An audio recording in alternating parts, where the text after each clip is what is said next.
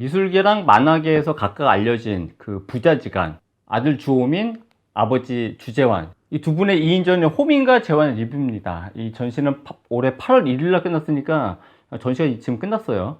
제가 너무 늦게 전시장을 방문해서 리뷰를 이렇게 좀 올릴까 말까 지금 망설이다가 전시를 못 보고 지나가신 분들도 있고, 제가 찍은 사진이 많이 있어서 아카이빙 차원에서도 의미가 있겠다 싶어서 다루기로 했어요. 전시장에 들어갔더니 관객이 정말 많더라고요. 보통 현대미술 전시장에 들어갔을 때 관객이 많지 않거든요. 특히 요즘같이 코로나 시대 전시장은 특히 사람이 없어요. 근데 전시장에 가니까 사람이 많아서 아마 아들 주호민의 팬들이 흡수된 결과다라는 생각이 들었고, 이건 다시 말해서 대중문화의 소구력이 미술에 비해서 얼마나 큰지 상대적으로 느낀 시간이기도 했어요. 전시장 입구 초입에 들어가게 되면 바로 이 작품 두 점이 걸려 있습니다. 왼쪽이 주호민이고 오른쪽이 주재환이죠. 왼쪽 그림은 아버지가 아들 주호민을 그린 거고, 그 오른쪽 그림은 아들 주호민이 아버지 주재환을 그린 자화상입니다. 관객을 아마도 흡수했을, 만화가 주호민에 대해서는 이 시청자들이 저보다 훨씬 더 많이 하실 것 같아요. 저는 동시대 만화 문화에 대해서 굉장히 일천해서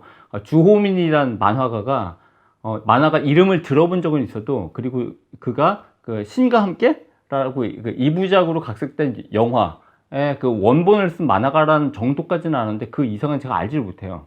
만화계와 미술계를 대표하는 그 대표 작가가 하필 또 부자여서, 이 부자라는 걸 빌미로 해서 기획전을 묶은 건 괜찮았다고 생각을 하는데, 만화라는 게 보통 종이책 아니면 스크린으로 스크롤해서 보게 돼 있잖아요. 근데 그거를 전시장 화이트 큐브에다가 옮겨서 전시를 하는 거는 어색한 게 분명히 있긴 있더라고요. 예를 들어서 주호민의 만화를 관객이 스크롤해서 그 전시장에 놓여 있는 화면으로 보게 만든 거는 분명히 좀 어색한 부분이 있어요.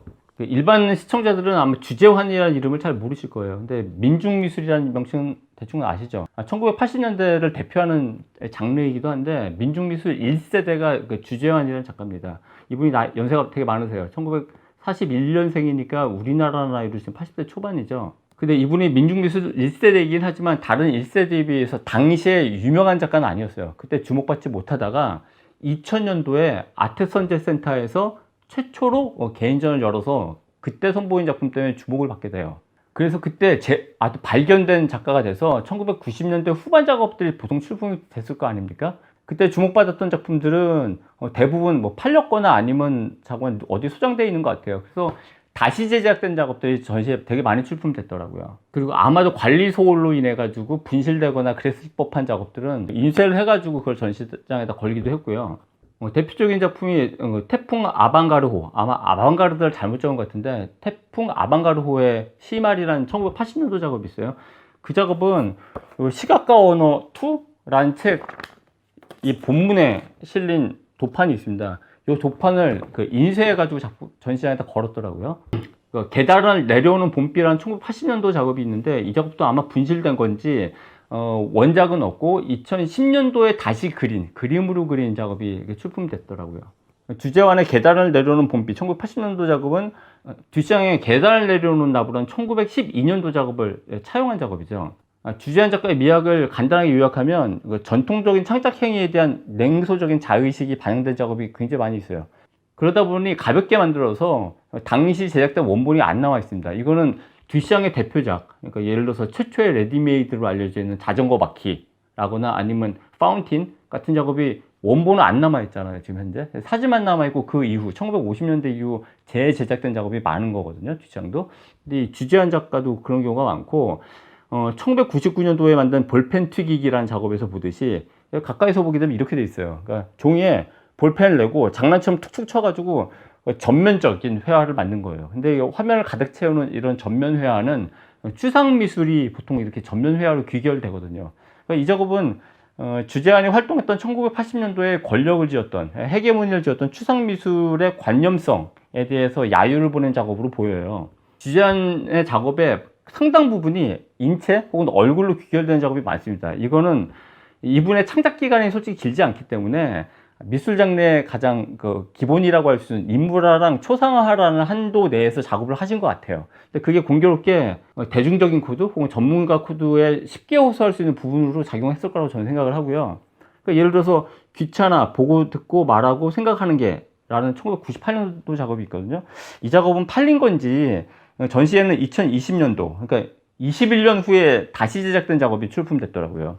혹은 이게 캡슐약 또는 일회용 커피 믹스 봉투로 이 인물을 제작한 작업도 있고, 그 밖에도 인물로 귀결된 작업이 굉장히 많이 있죠. 그러니까 2000년도에 첫 번째 개인전을 열어서 주목을 받으셨는데, 2010년도나 2020년도 이후에 후반기에 만든 작업들은 한 화면 내에 하고 싶은 말을 너무나 많이 담는 그런 문제점이 있다라고 저는 보여져요.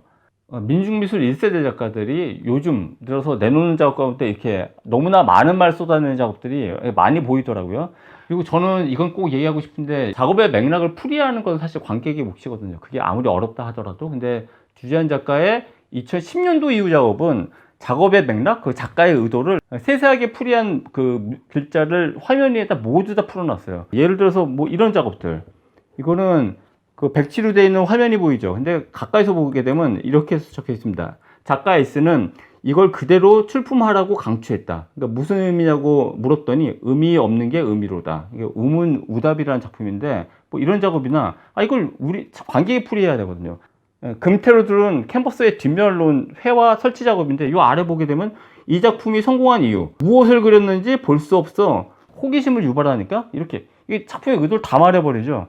이런 거는 사실 키치에 가깝죠. 그러니까 직설화법에 의존한 프로파간다는 즉흥적인 반응을 얻을 수 있고 대중적인 호소력을 가질 수는 있는데, 기본적으로는 긴장감이 상실된 키치일 수밖에 없거든요.